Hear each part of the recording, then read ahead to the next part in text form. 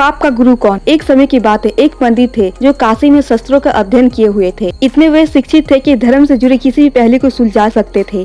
ये शोहरत सुनकर एक किसान उनके पास आया और उससे पूछने लगा कि पंडित जी, आप हमें ये बताइए कि पाप का गुरु कौन है। किसान की यह बात सुनकर पंडित चकरा गए। उन्होंने धर्म और आध्यात्मिक गुरु तो सुने थे, लेकिन पाप का भी गुरु होता, यह उनकी समझ में और ज्ञान के बाहर थी। वो फिर पंडित जी काशी लौटे, उनके गुरुओं से मिले, लेकिन उन्हें किसान के सवाल का जवाब नहीं मिला। और अचानक एक दिन उनकी मुलाकात एक अग्नि की वैश्या से हुई। उसने पंडित जी से परेशानी का कारण पूछा तो उन्होंने अपनी समस्या बता दी। वैश्या बोली, पंडित जी, इसका उत्तर है तो बहुत सरल। वैश्या ने बोला, उत्तर पाने के लिए आपको कुछ दिन मेरे पड़ोस में रहना होगा। पंडित जी तुरंत तैयार हो गए। वैश्या ने उनके रहने की अलग व्यवस्था भी कर दी, लेकिन वो किसी के हाथ का खाना बना नहीं खाते थे। कुछ दिन तो बड़े आराम से बीते, लेकिन सवाल का जवाब नहीं मिला। वैश्या के घर में रहकर वे खुद से खाना बनाते और खुद ही खाते।